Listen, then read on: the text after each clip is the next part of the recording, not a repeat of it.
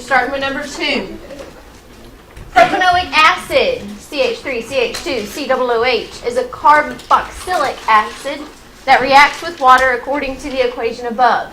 At 25 degrees Celsius, the pH of a 50 milliliter sample of 0.2 molar propanoic acid is 2.79. A says identify a Bronsted-Lowry conjugate acid-base pair in the reaction. Clearly label which is the acid and which is the base. Now, a lot of you just wrote out the whole equation and labeled it acid-base, conjugate acid, conjugate base. That's fine. I gave you a point for that. But when they're asking you for just a pair, so you could have either said CH3, CH2, COOH is the acid, and what's the conjugate base for this?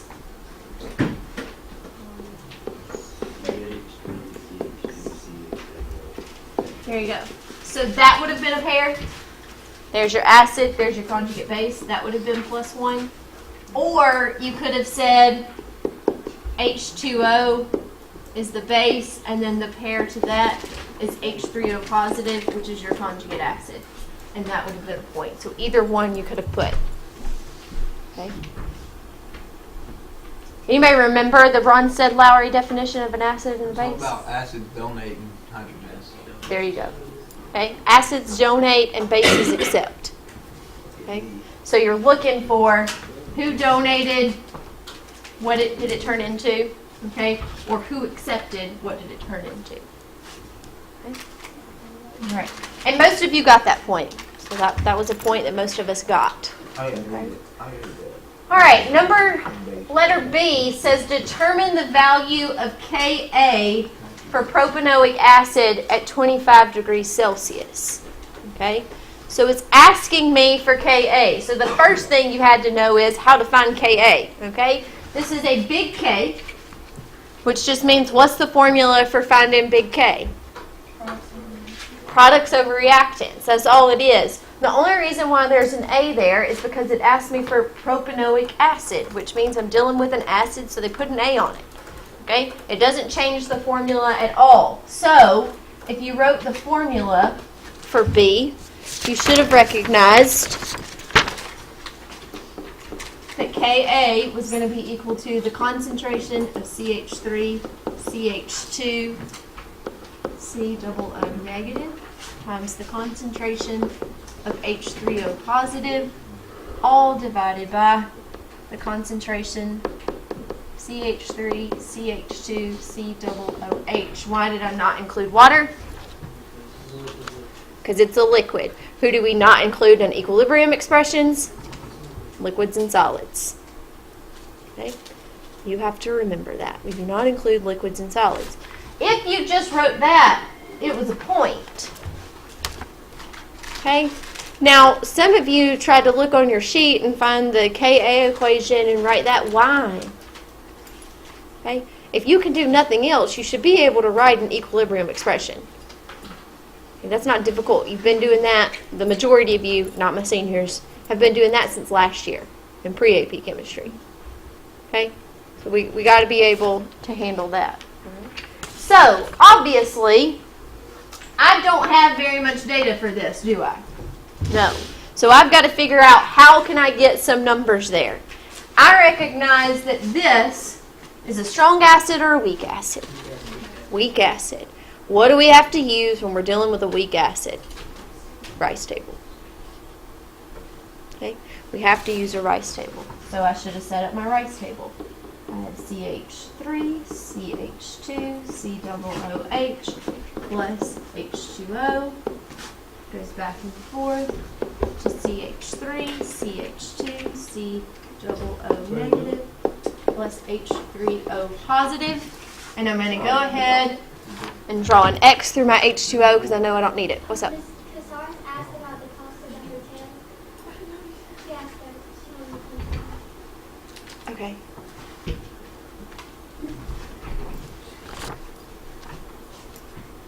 So, remember, there's my balanced reaction, ICE. So what is my initial concentration of my acid that it gave me in the problem?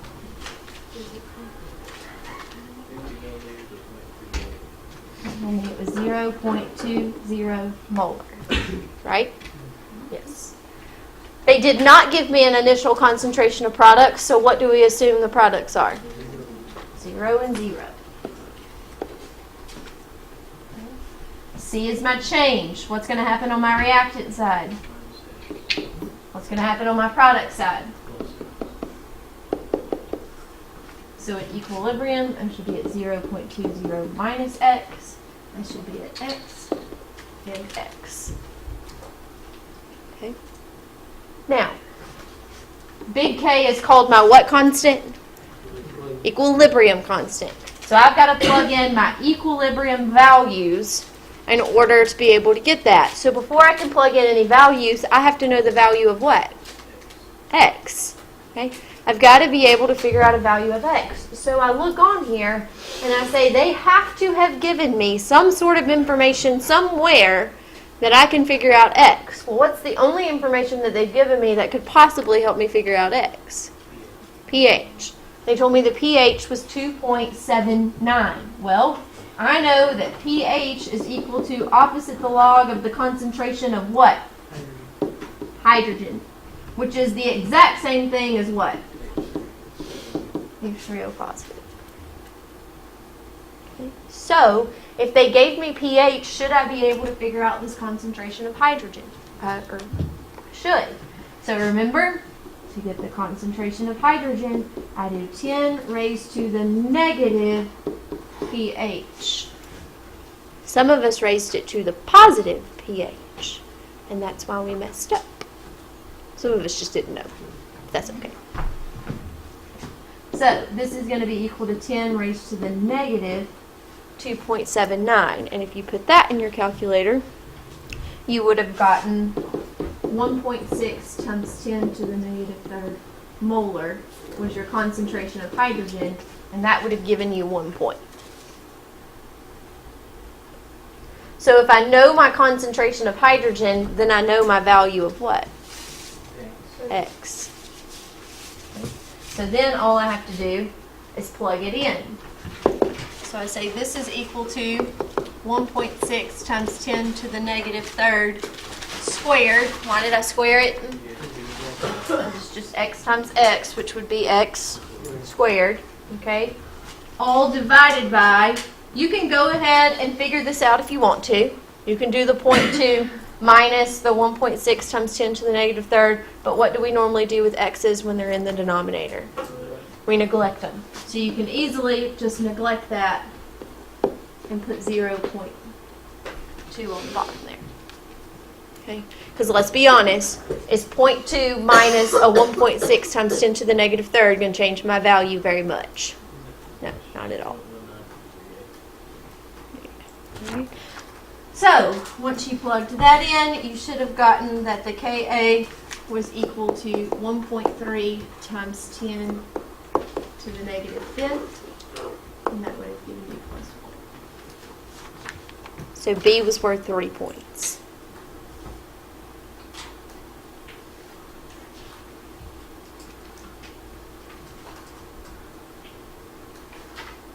We got that? I'll just kind of throw out there as a side note that we did this in class. We did most of the ones on here in class. I didn't know they were going to give you this as your mock exam, so I was just working problems with you. I was just as surprised as you were when they gave it to you for the mock exam, but I was like, oh, we're going to do real good on this. No, we didn't.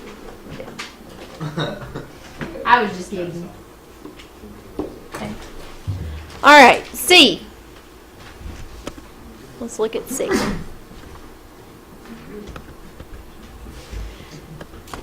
Here, I'll go back so we can look at it together. For each of the following statements, determine whether the statement is true or false. In each case, explain the reasoning that supports your answer. C1. The pH of a solution prepared by mixing the 50 milliliter sample of 0.2 molar CH3, CH2, COOH with a 50 milliliter sample of 0.2 molar NaOH is 7. True or false?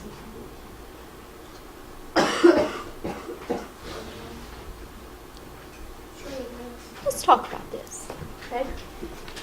This is a what kind of acid? Weak acid. This is a what kind of base? Strong base. Same molarity. Same amount. If I mix the same amount, same molarity of a weak acid and a weak base, should I have a neutral solution? No. Shouldn't. It's false. Very basic. Okay? It's false. I should end up with a pH that's what? Basic. Basic. The pH should be greater than 7. And it should be a basic pH. But why? Because it's a weak acid and a strong base and strong winds. You got to be able to explain it better than strong winds. They're not going to accept strong winds. Strong dissociates completely. Okay, this is going to dissociate completely into Na positive and what? OH negative. This is going to dissociate a little bit, right? But is it going to dissociate as much as the strong? No. So my concentration of hydroxide ion is going to be greater than my concentration of my hydrogen ion, which is going to give me a pH greater than 7. Does this make sense? That's the justification. That was just one point. Yes. Because I have everything except for ions. It's just one point. All right. 2 says if the pH of a hydrochloric acid solution, as soon as you saw that, you should have thought that's a what? Strong acid. That should have just popped in your head. It's HCl. You know that. Okay. Is the same as the pH of a propanoic acid solution. Okay. We know that's a weak acid because it's not one of our strongs. Then the molar concentration of the hydrochloric acid solution must be less than the molar concentration of the propanoic acid solution. True or false?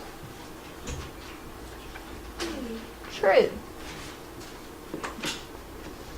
This is true, but you couldn't just write true. You had to be able to explain. What's the difference between a strong acid and a weak acid? Strong acid dissociates completely. So the HCl is going to completely dissociate into what? H positive and Cl negative. We're really concerned with the H positive there. Okay? Propanoic is a weak acid. So it's going to what? Only dissociate a little. So am I going to get as many hydrogen ions from a propanoic acid as I will from a hydrochloric acid solution? No. So it's going to take more of a propanoic acid solution to give me the same pH, correct? Because I'm going to have more of the propanoic acid to be able to get the same number of hydrogen atoms. Does that make sense? Yes? Okay. So, if I was going to write it, because some of you are trying to write it, I'd probably say something like this. True. HCl is a strong acid that will dissociate completely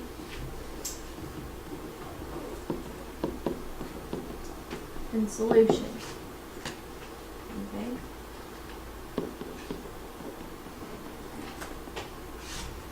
Propanoic acid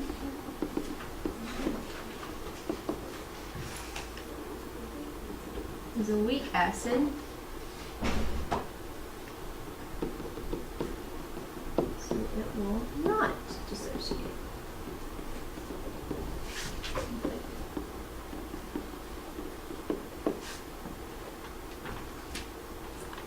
Therefore,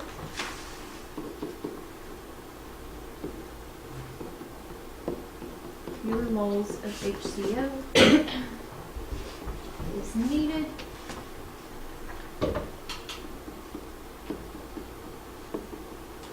to produce the same concentration of H positive. Yes, ma'am? Would you send Dylan Hastings to the office and he'll be back? Yes, ma'am. Thank you. No problem.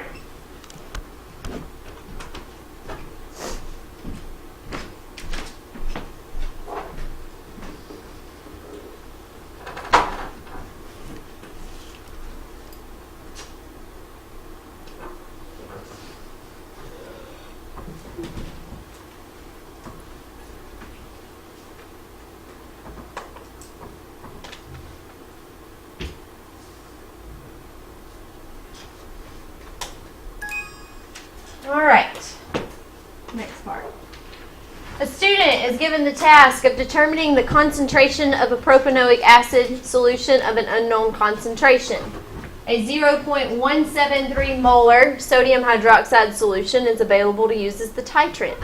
The student uses a 25 milliliter volumetric pipette to deliver the propanoic acid to a clean, dry flask. After adding an appropriate indicator to the flask, the student titrates the solution with the 0.173 molar sodium hydroxide, reaching the end point after 20.52 milliliters of the base solution has been added. Calculate the molarity of the propanoic acid solution. Okay? It reached the end point. What do we know is true at the end point? When we do a titration, what do we know has happened at the end point? It's basic.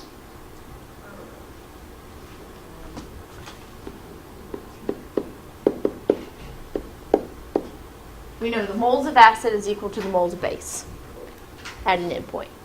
Correct? Okay. How do we find moles if we're given molarity and volume? Multiply moles times liters. So for this, all we needed to do was the molarity of acid times the volume of the acid equals to molarity of the base times volume of the base. Right? Yes? All right. So, I'm trying to solve for the molarity of the acid because they told me I was given the task of determining the concentration of the acid. So I say, all right, MA times V equals MB times MB. So, I don't know the molarity of the acid. How much of the acid did we use? 25 milliliters. Okay. Is equal to, what was the molarity of the base? 0.173 molar. And how much of the base did I use? 20.52 milliliters. Can I solve for the molarity of the acid? Yes. I can solve for the molarity of the acid. It's 0.142 molar. And that would have actually been plus 2. Okay? Because there's a longer way you can do it. And they would have given you a point for finding the moles of the acid first. But if you set it up like this, then they just gave you all 2 points for the setup and for the answer. Okay. If you got this right and you set it up like this, please make sure I gave you plus 2 points. Sometimes I got in a little hurry and I may have only given you 1, so double check me. E, the student is asked to redesign the experiment to determine the concentration of a butanoic acid solution instead of a propanoic acid solution. For butanoic acid, the value of pKa is 4.83. The student claims that a different indicator will be required to determine the equivalence point of the titration accurately. Based on your response to Part B, so I got to look at Part B, do you agree with the student's claim? Justify your answer. Okay? Now, we didn't talk a lot about this, so I'll help you out on this one. All right? So, pKa is how you determine what indicator you should use. Okay? You look at the pKa's, and you're looking for the pKa to be around where it would start changing. Okay? So, for butanoic acid, the pKa is 4.83. All right? So now we've got to look back at Part B and say, okay, what is the pKa of Part B? So I'll look up at Part B. And I found the Ka. Did I not? Yes. Most of you didn't, which is probably why you couldn't get E right. Okay. So I look and I say, okay, what was my Ka for B? It was 1.3 times 10 to the negative fifth, right? Right. So what would be the pKa of propanoic acid? How do I find pKa? Okay. Take the opposite the log of Ka, right? How do we find pH? We take opposite the log of the concentration of H positive. How do we find pOH? We take opposite the log of OH negative. So how are we going to find pKa? We're going to take opposite the log of Ka. Okay? So if I take opposite the log of 1.3 times 10 to the negative fifth, what do I get? Huh? I got negative. We'll just say 4.89. We'll round it. I get 4.89. What do we notice about their pKa values?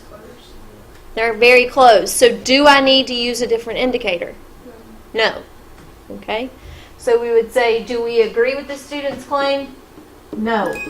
The student can use the same indicator.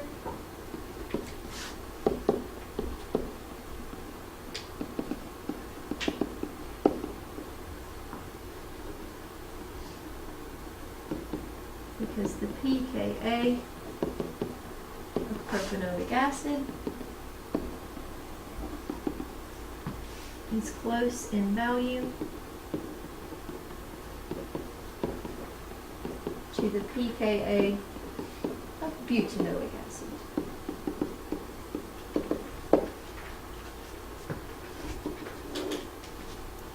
Plus 1. Oh, and plus 1 for getting the pKa, so that would have been 2.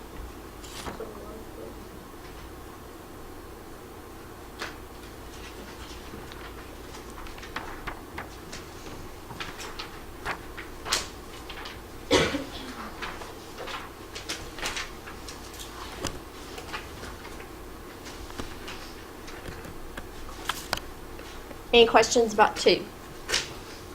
We feel a little better about it. Yeah? All right, let's move on to 3. Now, most of you managed to get quite a few points on 3, I was losing score. which was good. 3 was worth 10, I think. 1, 2, 3, 4, 5, 6, 7, 8, 9, 9. It was worth 9. 1, 2, 3, 4, 5, 6, 7, 8, 9. It was worth 9 points. Okay. It was worth 9. So I think a couple of you even managed to get all 9 points. Or I know somebody in 4th period did. So some people came really close on this one. So 3. A student is given a standard galvanic cell. Get excited. It's galvanic. Everything's normal. All right. Represented above, that has a copper electrode and a tin electrode. As current flows through the cell, the student determines that the copper electrode increases in mass and the tin electrode decreases in mass. So you should have read that statement and already in your head picked out who was reduced and who was oxidized. Okay? Who was reduced? Copper. Because copper gains in mass. Okay? Remember, reduction is a what of electron? Gain of electrons. If I gain something, my mass should what? Increase. Okay? Oxidation is considered a what? Oxidation is a loss of electrons. Okay? So if you lose electrons, your mass should be what? Going down. Nobody cares about Coach Nick. Jeez. All right. Oil rig. Remember? Oxidation is loss, reduction is gain. Got to remember that. Hey, oh, look at this. Identify the electrode at which oxidation is occurring. Explain your reasoning based on the student's observations. Which electrode is oxidation occurring? Tin. Okay. How do I know oxidation is occurring at the tin electrode? Tin is losing mass, which means it is losing electrons. What is oxidation? What is oxidation? Loss of electrons. I had it written down on my picture, then I wrote the opposite thing on the Oxidation is loss of electrons. Plus 1.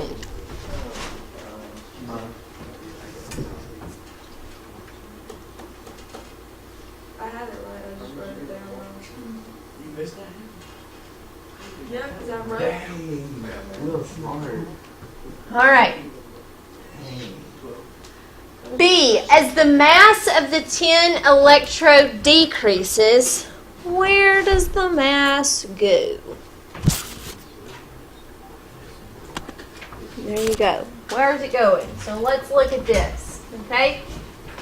As this tin loses electrons, okay, what is happening to this tin electrode? The atoms are falling off into solution as what? SN2 positive. How do I know it's SN2 positive? Okay? Because it's 10-2. See that? This here.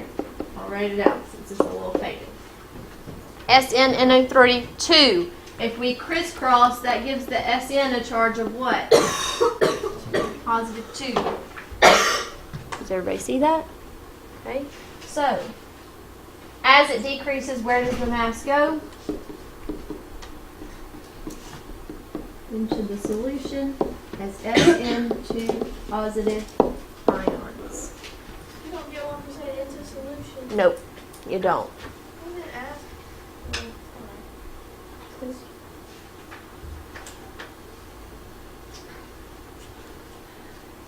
C. In the expanded view of the center portion of the salt bridge shown in the diagram below, draw and label a particle view of what occurs in the salt bridge as the cell begins to operate. Omit solvent molecules and use arrows to show the movement of particles. Okay, what is this salt bridge made of? KNO3. Tells me it's a KNO3 salt bridge. Okay, this is losing electrons. That means this side is gaining electrons. As this loses electrons, we say I have ions falling off in SN2 positive. So to keep this cell operating, what do I need to deposit on this side of the cell? NO3 negative, right? I've got to try to balance out that positive charge by adding negative so the cell will continue to operate. Okay? This one's gaining electrons, which means all of the copper 2 positive in this solution, as soon as it touches the electrode, is turning into what? Solid copper. So this side is losing positive. So what do I want to put in here? Be positive. Okay. So what you should have drawn was that you had K positive and you had NO3 negative. That was plus 1. Just recognizing they broke up into K positive and NO3 negative. Okay. Then you should have shown K positive is going to go towards the copper electrode. NO3 negative is going to go towards the tin electrode. And that was another plus 1.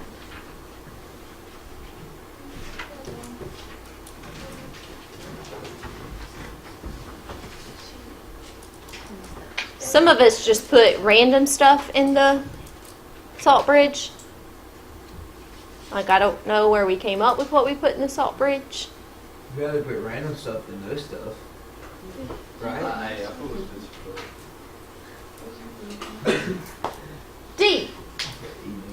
Says a non-standard cell is made by replacing the 1 molar solution of copper 2 nitrate and tin 2 nitrate in the standard cell with 0.5 molar solutions of copper 2 nitrate and tin 2 nitrate. The volumes of the solutions in the non-standard cell are identical to those in the standard cell. So all we changed was the what? The molarity, right? That's all we changed was the molarity. We didn't change the volume. We didn't change anything else. We just changed our molarity. Okay. 1 is the cell potential. Okay. Cell potential would be my what? E naught. Okay. Is the cell potential of the non-standard cell greater than, less than, or equal to the cell potential of the standard cell? Justify your answer. Huh? It's the same. It should have been the same. I should put the same all of them. Okay. Remember, when does the cell stop working? When it reaches equilibrium, right? When I reach equilibrium, the cell stops working. So as long as I'm not at equilibrium, the cell will continue to what? It will work, okay? Well, how do we know if we're not at equilibrium? We compare Q to what? K, right? As long as Q is less than or greater than K, then I know my cell will continue to work. How do we find Q and K? Either one. How do we find either one of them? Products over reactants, right? Okay? So, if I did products over reactants for this cell, let's just look at this for a second. Okay? I have 10 that's turning into what?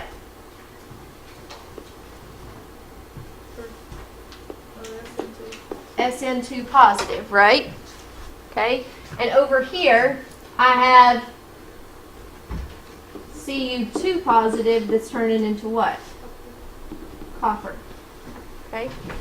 Now, this is a solid, and this is a solid, so they can't what?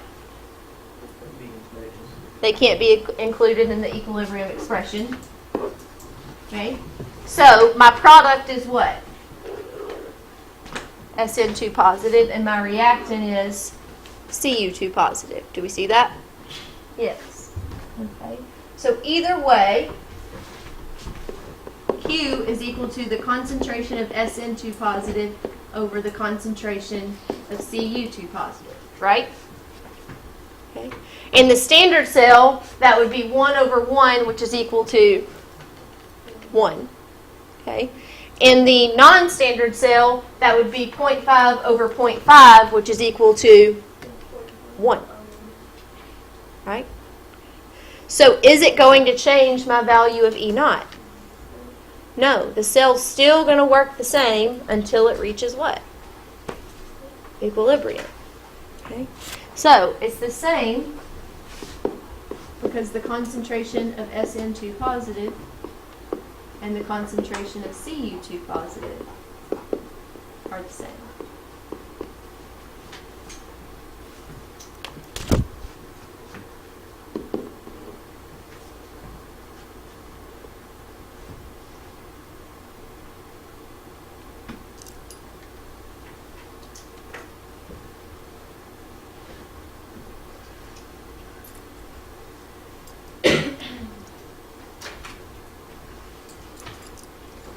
Number 2. Both the standard and the non-standard cells can be used to power an electronic device.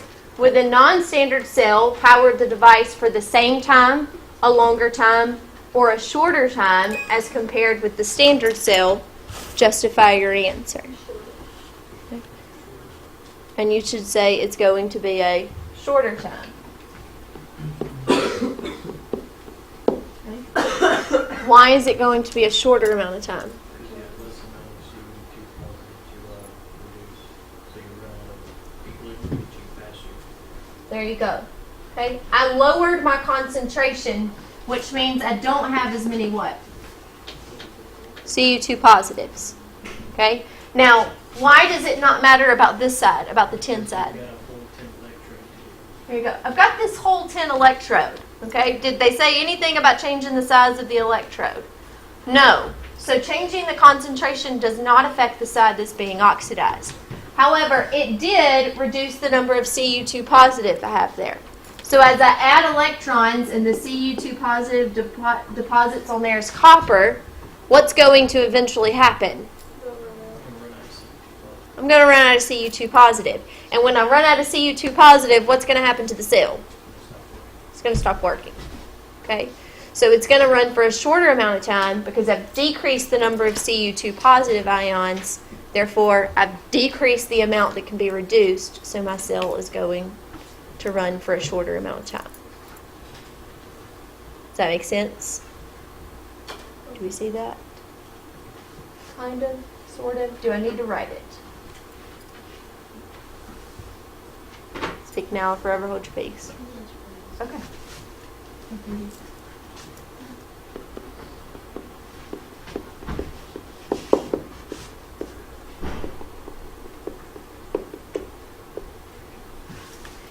Decreasing the concentration decreased the amount of Cu2 positive ions. Okay. Therefore,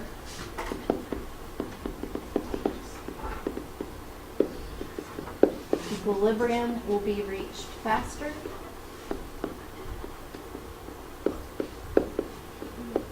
So the cell will work for a shorter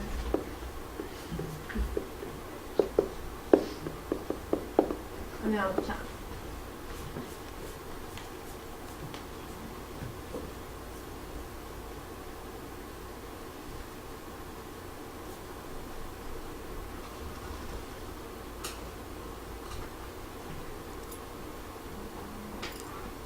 Now, I'm going to warn you before we get there, I almost went ballistic on a few tests when I was grading EI. Almost. Like I came real close. Real close. So equilibrium and faster, so you know. So the cell will work for a shorter amount of time. Sorry. That looks like more. Will work for a shorter amount of time.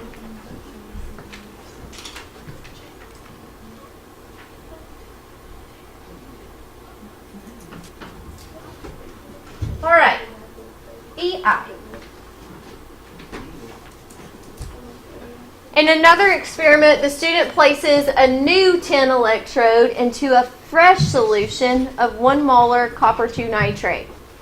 It gives us half reactions, gives us E0 values. I, using information from the table above, write a net ionic equation for the reaction between the tin electrode and the copper 2 nitrate solution that would be thermodynamically favorable. Justify that the reaction is thermodynamically favorable. I used a tin electrode, which means that tin is what? Solid metal. Does solid metal have a charge? No. It is 0. So therefore, what equation can I rule out that I cannot use in this cell? The third one. Okay? Why? Because this has SN4 positive going to SN2 positive. Is there any solid tin in that reaction? No. So I can't use that reaction. Okay? So I know I've got to use this one. Okay? Now, I used copper what nitrate? Copper 2 nitrate. How do I know I used copper 2 nitrate? Because that 2 right there means that this copper is what charge? Positive 2. So what equation can I rule out now? Top. So that leaves me the second and the fourth one for the equations that I could use for this reaction. Okay? How do we decide who gets to be the one that is reduced? The most negative gets split, right? Yes, that's the one that's oxidized. Okay? So the one that gets reduced is the most positive, right? Reduced because it's the most positive. Therefore, it gets to stay the same. We won't do anything to it. It stays the same.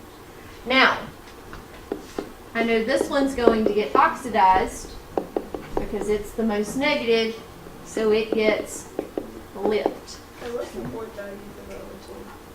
Oh, sorry, there were 1 and 1. Sorry, guys, I didn't give you the point value on that. 1 and 1. Okay. All right, so I need to flip this one, and it needs to become SN solid goes to SN2 positive plus 2 electrons. Now, if the number of electrons here and here were different, what would I have to do? Multiply through to make them the same so they could cancel. In this case, they were really nice to you and you don't have to do that. They automatically do what? Cancel, because they're the same. Now, why can I cancel those? Because this one's on the product side and this one's on the reactant side. Do we see that? So that's how they can cancel. So now, can I write a thermodynamically favorable net ionic reaction? Yes. I'll say, all right, so Cu2 positive plus Sn solid goes to Sn2 positive plus Cu solid. Does everybody see that? Let me cross this one out then. And this negative became a positive 0.14. Do we see that? Does everybody see how I got that equation? Okay? So that was plus 1. You just got the equation. Okay. Now, how can I prove that this reaction is thermodynamically favorable? For the last time, let's go over the 3 things that can make something thermodynamically favorable. A is greater than 1. Excellent. E is positive. And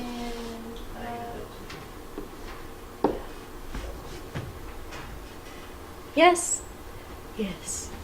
I really thought by this point in the year I would have it. Some of us still didn't. It's okay. So, how do I find the E naught? After I flipped it, all I do is just what? Add them all up together. So E naught for this is equal to 0.34 volts plus 0.14 volts, which would be 0.48 volts. How do I know this is thermodynamically favorable? Because E naught is a positive 0.48 volts plus another one.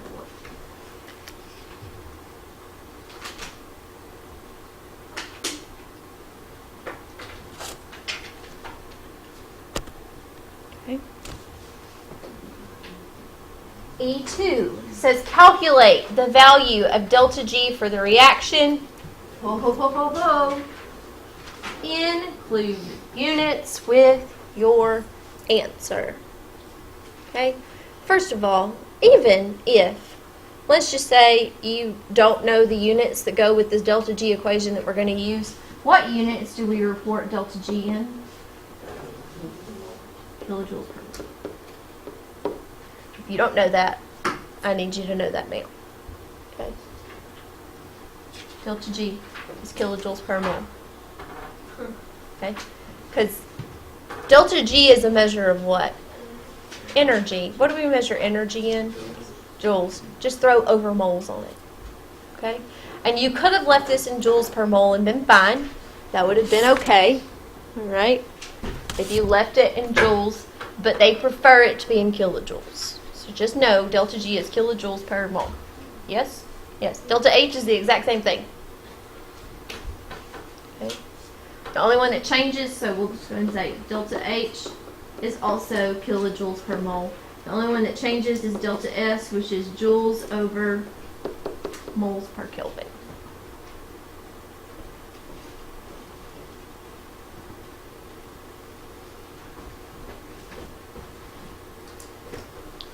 Okay? Yes? There we go. So, if I got stuck and I had no clue what I was going to do, I looked on my equation sheet, my handy dandy AP equation sheet, and I saw that there was an equation that involved delta G and E naught. So that means I can do what? I can use it. So if I looked on it, I saw that delta G is equal to negative NFE. Okay? N always stands for what? Number of moles. In this case, it's the number of moles of electrons. Okay? So, how many moles of electrons did I use? 2, right? Because I canceled out how many electrons? 2. Okay? Now, if I would have had to have multiplied it and got them to say 6, then the number of moles of electrons would have been 6. It's however many electrons you cancel out, that's how many moles of electrons. So, I had 2 moles of electrons times F is what? Faraday's constant. Yes. So it's 96,485 coulombs per mole of electrons. So now my moles of electrons have canceled. Okay. And then E naught is measured in volts. And if you look on your equation sheet, it's literally on your AP equation sheet, 1 volt is equal to what? 1 joule per coulomb. Okay? So, we already found E naught to be 0.48 joules per coulomb. So now my coulombs have what? Cancel. And this is technically 2 moles of electrons per every mole of the reaction. That's where we get kilojoules per mole. Okay. So that's just saying for every one reaction, I canceled out 2 moles of electrons. That makes sense? So, my units are joules per mole. So if I worked this out, I would have gotten, by the way, not counting this 2, because that's just a standard number 2. How many sig figs do I need in this? 2. 2. Okay? Because of that 0.48. Don't go by that one. So if I did that, it got me around 93,000 joules per mole. And you could have left it there, or you could have changed it to 93 kilojoules per mole. Okay? Either one of these would have given you +1. And then you also got +1 if you recognize that you had 2 moles of electrons. Okay? Yes. So you only got that +1 in the answer if you had the correct units. Yes. If they tell you to include units, they're more than likely grading units as well. So we can't just put some random number and say kilojoules per mole. You could, but they're not going to give you credit for it if you don't have work with it. All right. That's 2, and that's 3, and that is it for today.